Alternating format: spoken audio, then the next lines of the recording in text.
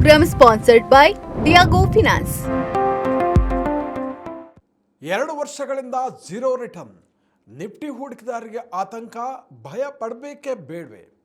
ವೀಕ್ಷಕರೇ, ನೀವು ನೋಡ್ತಾ ಇದ್ದೀರಾ ವಿಶ್ವವಾಣಿ ಮಂದಿನಾಥ್ ಕೇಶವ ಪ್ರಸಾದ್. ಕಳೆದ 2 ವರ್ಷಗಳಿಂದ ಭಾರತೀಯ ಶೇರ್ ಮಾರುಕಟ್ಟೆಯಲ್ಲಿ ಹೂಡಿಕೆದಾರರಿಗೆ ಆದಾಯ ಸಿಕ್ಕಿಲ್ಲ. ಅನೇಕ ಮಂದಿ ಹೂಡಿಕೆದಾರರಿಗೆ ಜೂನ್ 2024ರಲ್ಲಿ ಹೂಡಿಕೆ ಮಾಡಿದ್ದ ಹಣದ ಮೌಲ್ಯವು 2 ವರ್ಷಗಳ ನಂತರ ಜೂನ್ 2026ಕ್ಕೆ ಕೂಡ ಬಹುತೇಕ ಅದೇ ಮಟ್ಟದಲ್ಲಿದೆ. ಒಂದು ರೌಂಡ್ ಟ್ರಿಪ್ ಆಗಿದೆ ಅಂತ ಹೇಳ್ಬೋದು. ಏನಿದು ರೌಂಡ್ ಟ್ರಿಪ್? ನೋಡಿ, ಕಳೆದ 2 ವರ್ಷಗಳಲ್ಲಿ ಮಾರುಕಟ್ಟೆಯು ಏರಿಳಿತಗಳ ಮೂಲಕ ಸಾಗಿದ್ರು ಕೂಡ ಅಂತಿಮವಾಗಿ ಎಲ್ಲಿ ಶುರುವಾಯಿತು ಅಲ್ಲಿಗೆ ಬಂದು ನಿಂತಿದೆ. ನೋಡಿ, ಸೆಪ್ಟೆಂಬರ್ 2024ರಲ್ಲಿ ನಿಫ್ಟಿ 26,277ರ ಸಮೀಪಕ್ಕೆ ಏರಿತು. ಜನವರಿ 2026ರಲ್ಲಿ 26,373ರವರೆಗೆ ಚೇತರಿಸಿಕೊಂಡಿತ್ತು. ಅಂದರೆ ರೌಂಡ್ ಟ್ರಿಪ್ ಆಗಿದೆ. ಇಲ್ಲಿ ಸದ್ಯದ ಜಾಗತಿಕ ರಾಜಕೀಯ ಬಿಕ್ಕಟ್ಟುಗಳು, ವಿಶೇಷವಾಗಿ ಇರಾನ್, ಇಸ್ರೇಲ್, ಅಮೆರಿಕ ಸಂಘರ್ಷ ಮತ್ತು ಆರ್ಥಿಕ ಅನಿಶ್ಚಿತತೆಯಿಂದಾಗಿ ಸೂಚ್ಯಂಕವು 24,000ದ ವಲಯಕ್ಕೆ, ಆ ಮಟ್ಟಕ್ಕೆ ಕುಸಿತಕ್ಕೀಡಾಗಿದೆ. ಎಲ್ಲ ಏರಿಳಿತಗಳ ನಂತರ ಸೂಚ್ಯಂಕವು 2024ರ ಮಟ್ಟಕ್ಕೇ ಮರಳಿದೆ. ಅಂದರೆ ಹೂಡಿಕೆದಾರರಿಗೆ ಈ ಅವಧಿಯಲ್ಲಿ ಯಾವ ಲಾಭವೂ ಸಿಕ್ಕಿಲ್ಲ. ಇದು ಭಯಪಡಬೇಕಾದ ಸಮಯ ಅಂತ ಕೇಳ್ತಾ ಇದ್ದಾರೆ. ಹೆಚ್ಚಿನ ಹೂಡಿಕೆದಾರರು ಇಂಥ ಸಮಯದಲ್ಲಿ ತಮ್ಮ ಬಂಡವಾಳ ಮೌಲ್ಯ ಹೆಚ್ಚಾಗದಿದ್ದಾಗ ಭಯಪಡ್ತಾರೆ. ಆದರೆ ಇಕನಾಮಿಕ್ ಟೈಮ್ಸ್ ವರದಿ ಪ್ರಕಾರ ಭಯಪಡುವ ಬದಲು ಸಕಾರಾತ್ಮಕವಾಗಿ ಯೋಚಿಸಿ ಅಂತ ಸಲಹೆ ನೀಡುತ್ತೆ.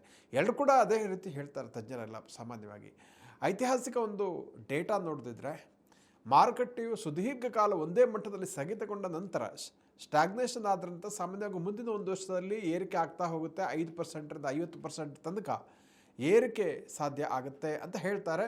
ಮೌಲ್ಯಮಾಪನ ನೋಡಿದ್ರೆ ಮಾರುಕಟ್ಟೆಯ ಕುಸಿತದಿಂದಾಗಿ ಈಗ ಉತ್ತಮ ಗುಣಮಟ್ಟದ ಕಂಪನಿಗಳ ಷೇರುಗಳು ಕಡಿಮೆ ಬೆಲೆಗೆ ಸಿಗುತ್ತೆ, ಅಟ್ರಾಕ್ಟಿವ್ ವ್ಯಾಲ್ಯೂಯೇಷನ್ ಇರುತ್ತೆ. ಇದು ದೀರ್ಘಾವಧಿಯ ಹೂಡಿಕೆದಾರರಿಗೆ ಉತ್ತಮ ಅವಕಾಶವಾಗಿದೆ, ಅಪಾರ್ಚುನಿಟಿ ಆಗಿದೆ ಅಂತ ಹೇಳ್ತಾರೆ.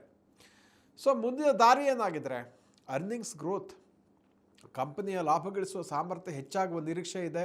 ಆರ್ಥಿಕ ಮೂಲಭೂತ ಅಂಶಗಳು ಫಂಡಮೆಂಟಲ್ಸ್ ಚೆನ್ನಾಗಿದೆ ಅಂತ ಹೇಳ್ತಾರೆ. ಮಾರುಕಟ್ಟೆಯು ಮತ್ತೆ ಪುಟಿದೇಳುವ ಸಾಧ್ಯತೆ ಇದೆ.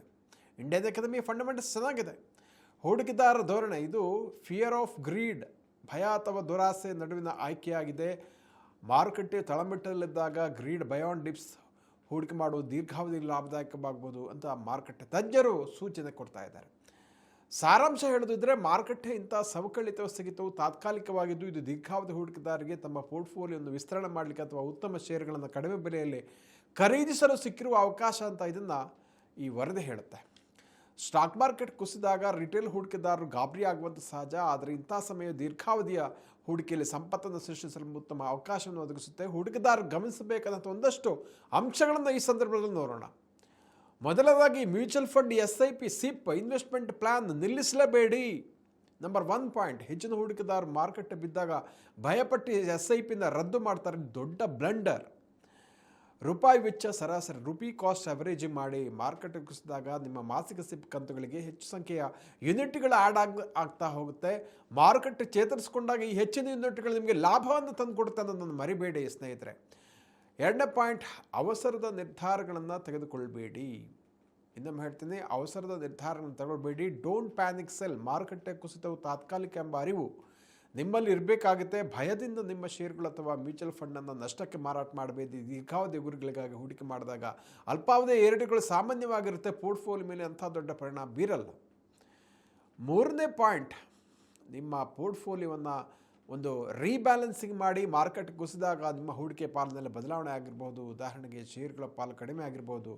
ಈಗ ರೀಬ್ಯಾಲೆನ್ಸ್ ಮಾಡಲಿಕ್ಕೆ ಅವಕಾಶ ಆಗುತ್ತೆ. ನಿಮ್ಮ ಹೂಡಿಕೆಯ ಯೋಜನೆ ಪ್ರಕಾರ ಷೇರುಗಳು, ಬಾಂಡುಗಳು, ಚಿನ್ನದಂತಹ ಬೇರೆ ಬೇರೆ ಅಸೆಟ್ಗಳು ಇರುವಂತಹ ಅಸೆಟ್ ಅಲೋಕೇಶನ್ ನೀಟಾಗಿ ಮಾಡಿಕೊಳ್ಳಿ. ಹಣವನ್ನು ಹಂಚಿಕೊಳ್ಳಿ.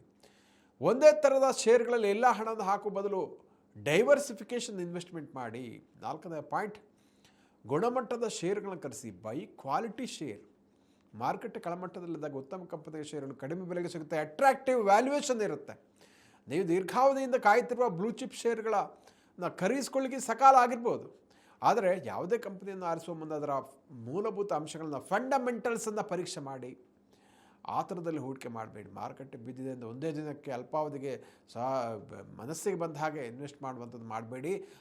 ಹಂತವಾಗಿ ಸ್ಟ್ಯಾಗರ್ಡ್ ಇನ್ವೆಸ್ಟ್ಮೆಂಟ್ ಮಾಡುವಂಥದ್ದು ಬಹಳ ಜಾಣತನ ಅಂತ ಹೇಳ್ತಾರೆ. ನಿಮ್ಮ ತುರ್ತು ನಿಧಿ, ಎಮರ್ಜೆನ್ಸಿ ಫಂಡ್ ಹಣವನ್ನು ಯಾವತ್ತೂ ಕೂಡ ಶೇರ್ ಮಾರ್ಕೆಟಲ್ಲಿ ಇನ್ವೆಸ್ಟ್ ಮಾಡಬೇಡಿ. ಕಲಿಕೆಗೆ ಮೀಸಲಿಡಿ ಸಮಯವನ್ನು ಒಂದಷ್ಟು ಪ್ರತಿ ದಿವಸ ಮಾರುಕಟ್ಟೆ ಕುಸಿತಕ್ಕೆ ಕಾರಣ ಏನು ಅರ್ಥ ಮಾಡಿಕೊಳ್ಳಿ. ಉದಾಹರಣೆ ಜಾಗತಿಕ ರಾಜಕೀಯ ಬಿಟ್ಟು ಬಡ್ಡಿದರ ಬದಲಾವಣೆ, ವೆಸ್ಟ್ ಏಷ್ಯಾ ಕ್ರೈಸಿಸ್, ಹಣಕಾಸು ತತ್ವಗಳನ್ನು ಇದೆಲ್ಲ ಅರ್ಥ ಮಾಡ್ಕೋಬೇಕು. ಮುಂದಿನ ಬಾರಿ ಮಾರುಕಟ್ಟೆ ಏರಿಡ್ತಾ ಆದಾಗ ನೀವು ಭಯಪಡುವ ಬದಲು ಆತ್ಮವಿಶ್ವಾಸದಿಂದ ನಿರ್ಧಾರ ತೆಗೆದುಕೊಳ್ಳುವ ಸಾಮರ್ಥ್ಯ ನಿಮಗೆ ಹೆಚ್ಚಿಸುತ್ತೆ.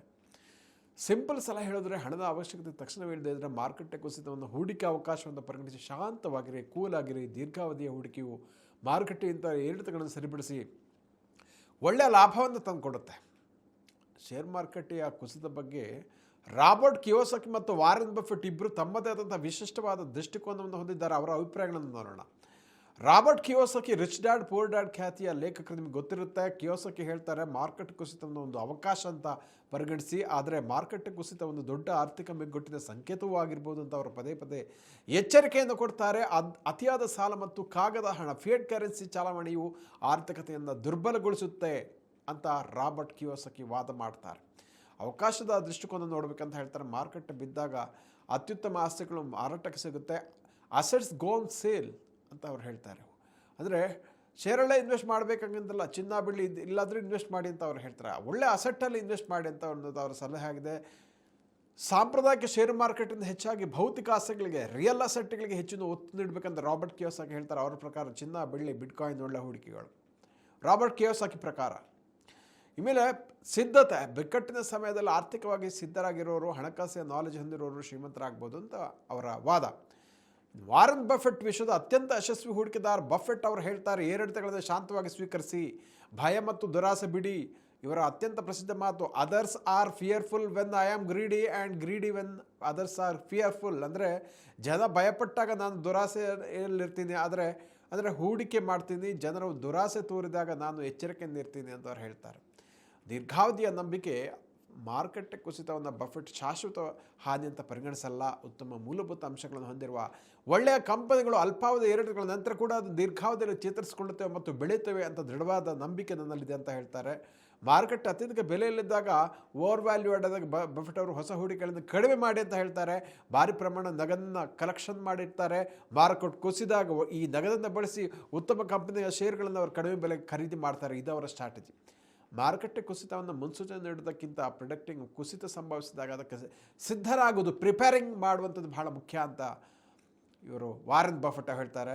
ಇಬ್ಬರು ಮಾರುಕಟ್ಟೆಯ, ಕಿಯೋಸಾಕಿ ಇರ್ಬೋದು, ಬಫೆಟ್ ಇರ್ಬೋದು, ಮಾರುಕಟ್ಟೆ ಕುಸಿತವನ್ನು ಭಯಪಡೋ ಸಮಯ ಅಂತ ನೋಡಬೇಡಿ ಹೇಳ್ತಾರೆ. ಖರೀದಿಗೆ ಸಿಕ್ಕ ಅವಕಾಶ ಅಂತ ಪರಿಗಣಿಸಿ ಅಂತ ಹೇಳ್ತಾರೆ. ಕಿಯೋಸಾಕಿಯರು ಅಫ್ಕೋರ್ಸ್ ಅವರ ಆರ್ಥಿಕ ವ್ಯವಸ್ಥೆ ಕುಸಿತವನ್ನು ಬಲವಾಗಿ ನಂಬಿ ಚಿನ್ನ ಮತ್ತು ಬಿಟ್ಕಾಯಿನ್, ಬೆಳ್ಳಿ ಇಂಥದ ಪರ್ಯಾಯ ಆಸ್ತಿಗಳಿಗೆ ಹೋಗುವಂಥ ಉತ್ತೇಜನ ಕೊಟ್ಟರೆ, ಬಫೆಟ್ ಅವರ ಗುಣಮಟ್ಟದ ಕಂಪನಿಗಳ ಶೇರ್ಗಳನ್ನು ವ್ಯಾಲ್ಯೂ ಇನ್ವೆಸ್ಟ್ಮೆಂಟ್ ಮಾಡಿ ಅಂತ ಹೇಳ್ತಾರೆ. ಸೊ ಇದರ ಸಾರಾಂಶ ಅಂದರೆ, ಇಬ್ಬರ ಸಲಹೆ ಸಾರ ಅಂದರೆ, ಮಾರುಕಟ್ಟೆಯ ಕುಸಿತ ಕಂಡು ಗಾಬರಿ ಆಗಬೇಡಿ, ನಿಮ್ಮ ಹೂಡಿಕೆಯನ್ನು ಮಾರಾಟ ಮಾಡಬೇಡಿ, ಬದಲಿಗೆ ಆ ಸಮಯವನ್ನು ಸರಿಯಾದ ಕಂಪನಿಗಳು ಮತ್ತು ಆಸ್ತಿಗಳನ್ನು ಕೊಳ್ಳಲು ಬಳಸಿಕೊಳ್ಳಿ. ಆದರೆ ಹೂಡಿಕೆ ಮಾಡುವ ಮುನ್ನ ಯಾವಾಗಲೂ ಆ ಕಂಪನಿಯ ಆಸ್ತಿಯ ಗುಣಮಟ್ಟವನ್ನು, ಆ ಕಂಪನಿಯ ಬಿಸ್ನೆಸ್ ಯಾವ ಕ್ಷೇತ್ರದಲ್ಲಿ ಮಾಡುತ್ತೆ ಅನ್ನೋದನ್ನು ಪರೀಕ್ಷಿಸಿ ಕಲಿತ್ಕೊಳ್ಳಿ, ನಂತರ ಇನ್ವೆಸ್ಟ್ ಮಾಡಿ ಅಂತ ಈ ಉಭಯ ತಜ್ಞರು ಹೇಳ್ತಾರೆ. ವೀಕ್ಷಕರು, ಇಂತಹ ಮತ್ತಷ್ಟು ಉಪಯುಕ್ತ ವಿಡಿಯೋಗಳಿಗೆ ವಿಶ್ವವಾಣಿ ಮನಿ ಯೂಟ್ಯೂಬ್ ಚಾನಲನ್ನು ವೀಕ್ಷಿಸಿ ಮತ್ತು ಸಬ್ಸ್ಕ್ರೈಬ್ ಮಾಡಿ. ವಂದನೆಗಳು.